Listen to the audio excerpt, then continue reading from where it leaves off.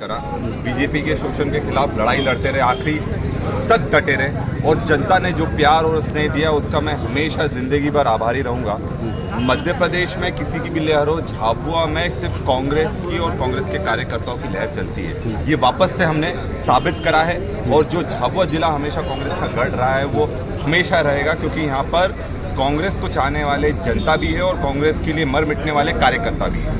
जो जीता वही असली भील, जो जीता वही सिकंदर। तो मैं ये बोलूँगा कि जो जीता है वो जनता की अपेक्षाओं पर खड़ा उतरने का जो चुनौती मिली है उस पर खड़े होने का हम बिल्कुल पूरा तैयारी कर रहे हैं और उसको पूरा करने का पूरा प्रयास कर रहे हैं। और निश्चित तौर पर देखिए, इलेक्शंस में चुनाव में एक जीतेगा एक हारेगा, पर सबसे बड़ी चुनौती यह है कि जो जीते वो अपने जो पद की गरिमा है और अपने जो वादे करे हैं उसको पूरा करने का काम करे और उसी पर हम पूरी तरह से केंद्रित हैं। अच्छा, क्या मुद्दे उठेंगे विधानसभा में झाबुआ के लिए? देखिए, झाबुआ की आवाज़ तो हमेशा पूरे मध्य प्रदेश में बुलंद रही है और जब से मैं यूथ कांग्रेस का प्रदेश अध्यक्ष बना हूँ ऐसा कोई भी मुद्दा नहीं है, चाहे युवाओं की बेरोजगारी को लेकर हो, चाहे पलायन को लेकर हो, चाहे महिला अत्याचार पर लेकर हो या फिर आदिवासियों का शोषण जो प्रदेश में हो रहा उसको नहीं उठाया हो।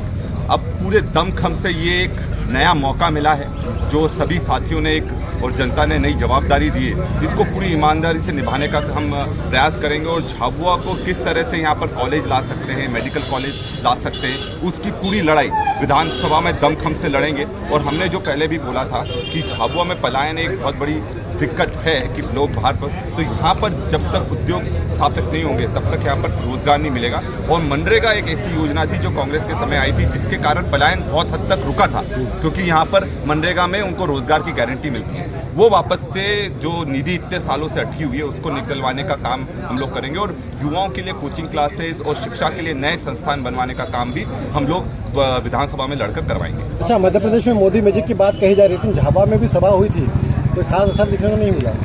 देखिए, मेरे को ये मोदी मैजिक से ज़्यादा मोदी मैनेजमेंट ज़्यादा लगता है और जहाँ मैनेजमेंट नहीं चला वहाँ उनका दाल नहीं गली।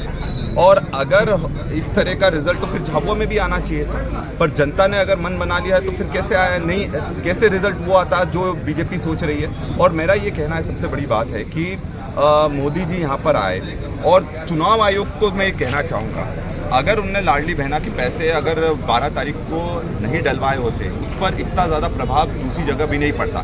तो चुनाव आयोग भी कहीं ना कहीं इसमें मौन स्वीकृति दे रहा था।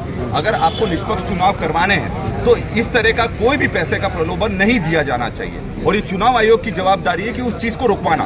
पर उन्होंने तो किसान के भी पैसे डाले, उन्होंने जो इतने सालों से जो पेंशन नहीं मिल रही थी पेंशन भी डलवा दी, लाडली बहना में पैसे भी डलवा दिए, डबल कर डलवा दिए। तो ये सब तो चुनाव को प्रभावित करने का तरीका है। हमारी यहाँ की जनता सजग थी, हमारे यहाँ के आदिवासी पूरी ताकत से मुस्तैद थे, सामान्य वर्ग मुस्तैद थे, उस कारण से वो उनको बरगला नहीं पाए। पर बाकी जगह जहाँ भोली जनता थी वो चीज़ों को समझ नहीं पाई, वहाँ पर उस चीज़ का फायदा बीजेपी उठा लेगी। अच्छा, मध्य प्रदेश में कांग्रेस से कहाँ कमी रहेगी? देखिए, मैं तो मानता हूँ कांग्रेस ने कोई कमी नहीं छोड़ी।